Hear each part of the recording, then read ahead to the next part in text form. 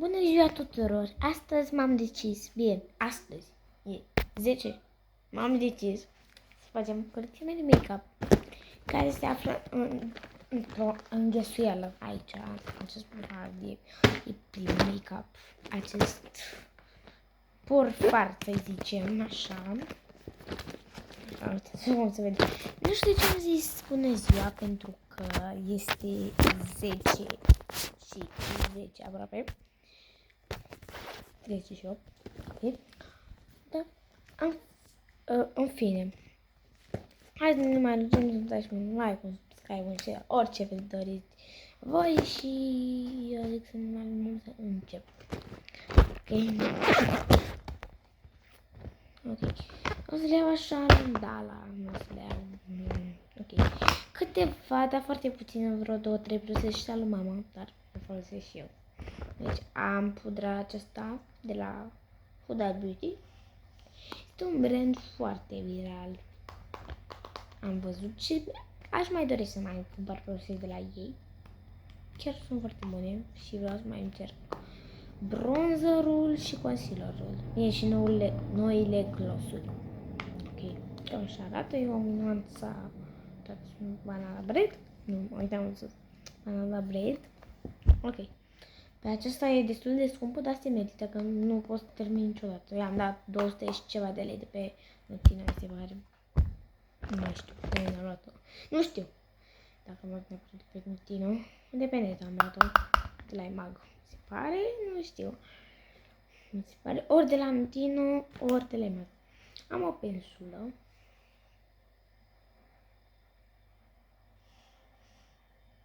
Ok. Pudră, brush. Un rimel de la Avon foarte bun. Foarte bun, gen, foarte bun, acolo foarte bun e. Și destul ieftin. Așa. Un blush cream, nu gloss, dar e o nuanță cam turbată. Nu prea am purtat-o ca gloss, dar o mai port din când în când ca gloss. Dar o folosesc pe post. Dați, e cam nebună, vedeți, nuanța, dar se vede mult mai pigmentat. Uitați, cam așa, mie se vede mult mai egal cumva, parcă, la voi. Ok. Primer. Pensul ăsta e din Jumbo. Am un brow din Jumbo, nu prea face minuni, dar e destul ok. Am folosit de mult. Așa, brow glue. Deci nu dă brow glue. Eyebrow makeup. Un gloss din Primark, este foarte frumos. Îmi place mult cum se văd împreună ele două, aceste două produse. E un pic cu pigment, dar pe produse nu se vede cu pigment. Miroase destul de frumos, a peach. Cam așa e. Tot două pensule din Jumbo, îmi plac foarte mult pensulele din Jumbo și îmi cumpăr din Jumbo. Sunt mare calitate, dacă ai spălat o dată de 2 ori, dacă nu mai trebuie pe ele, dacă nu le speli, că nu cad. Un ruj de la Ivan, care e al mamei. Tarchi. E așa o nuanță de mai de pici, nu știu de ce se vede așa la voi. Un pici spre roz. Foarte frumos. Și miroase a piersică. Am o paletă de sclipiciuri cremoase, cred că. Așa, am nuanță din Primark. Asta e tot al meu. Pudra și cu rujul și cu asta a mamei. Atâta e a mamei. Un primer de la NYX. A fost de la Plumping Back. Și din plăsile astea nu e foarte preț. Dacă îl folosești de 2 ori, 3-4 ori, 2-3 ori, ca 4, s-a terminat. E cam gol. Am un foneten. Trumici cam. E cam gol. Da, tot arunc. De ce? Totuși mi-a scol ceva din el. Am un Wonder Stick de la NYX cu partea asta este iluminator care iluminator pe Chowless. Așa, ne-am rămas bun.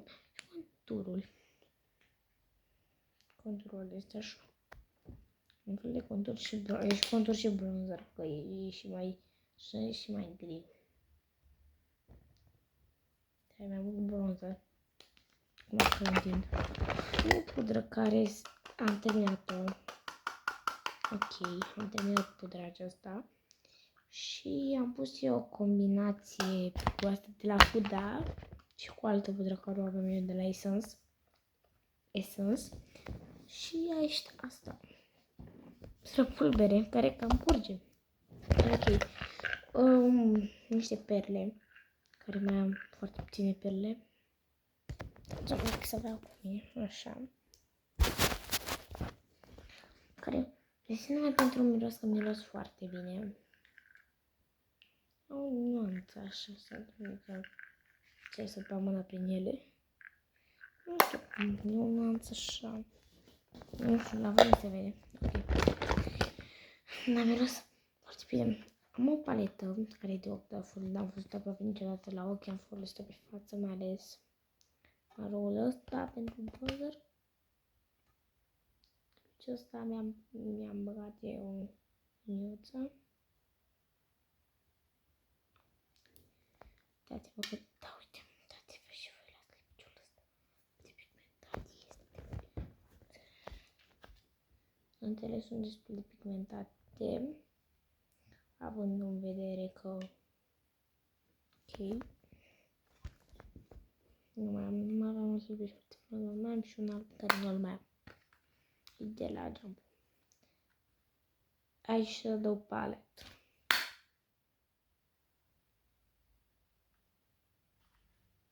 Cu 5 nuanțe are ea. Mai avem destul de multe. Ok, am un gloss de la Penny. Nu râdeți de mine. Mi-a cumpărat mama Martinelia. Dar să știți că hidratează, să știți. Cu strawberry și cherry roza pe bune prețos. Am un fel de... Toată lumea spune că e ruj. Nu e neapărat un ruj de la Maybelline Vinyl Ink. 120 coi. Fie chiar trebuie să pun de mai multe ori. Fie chiar un ruj. Un gloss cu puțin pigment. Am pus și un glossul. Ok, am tot un gloss creat din mine. Era transparent. Am mai din pe o dată mult timp. Fapt și așa. No, și eu l-am creat din farduri, din alte glossuri și din chestii. Îmi place foarte mult nuanța. Destul ok. Să vezi ce mic, îmi place că travel size. Am o pensulă, ce frumoasă. Încă o pensulă 2 în 1. 2 într-o pensulă. O pensulă care am făcut eu ca buchi. Ok. Încă o pensulă, scăpăm de pensule. Un concealer care e din aceeași gamă cu pudra asta spată. Dar e cam, e gol. E că nu mai este nicio picătură, dar ce să iau de pe pereți că nu mai am concealer. Am un gloss transparent care abia mai scot din el. Am un ruj gloss de la Revlon, care într-o parte care este până la 16 ore. Are în partea asta un ruj roșu, nuanța Red Velvet și un gloss care e nuanța 003. Nice. Deci am un ruj de la Ușas. Este criminal de bine. Efectiv, cam asta e nuanța. E un... nu se vede, nu e așa, dar... Îl țin pentru miros, că miroase criminal. Am nuanța asta un pic. Nude beige. Uitați aici.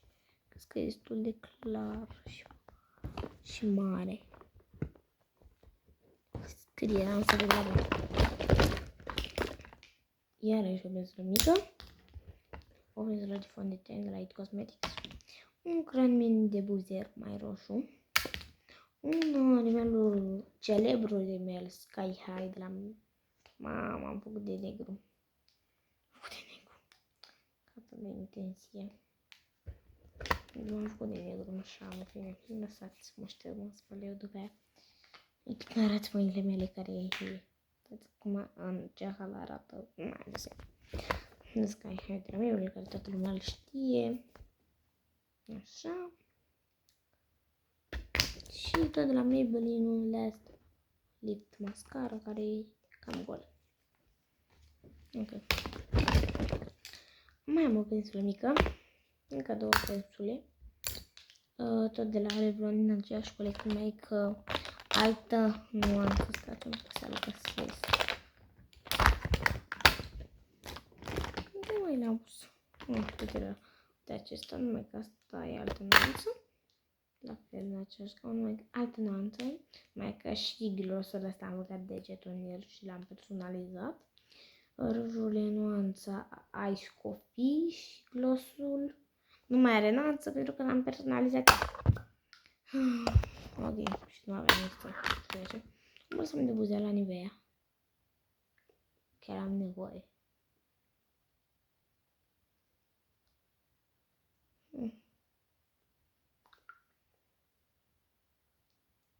Ok, poate mi se simte. Încă un de buze foarte frumos. De împremeac. Noi și așa nuanță. Strădătoare cu cel lichid. Așa, unul e nuanța, e o nuanță foarte frumoasă. De peach. Am un cleștișor care e foarte murdar. Mi-a căzut, am ținut o cernelă aici. Nu știu ce a căutat aici și mi-a băgat-o. Și mi-a scos și mi-a făcut tot. Tot mi-a așa. Un mini burețel. Ții mei sunt la spălat. O ascutitoare. Un glos de aceeași gamă cu acesta. Mai că e roz și mai mic. Și o pensulă mică. Și bărbatul. Și cam asta a fost colecția mea de mica. Vă doresc o seară minunată. Și ne vedem mâine, poate cu alt clip sau poi mâine sau în restul zilelor. Vă pup!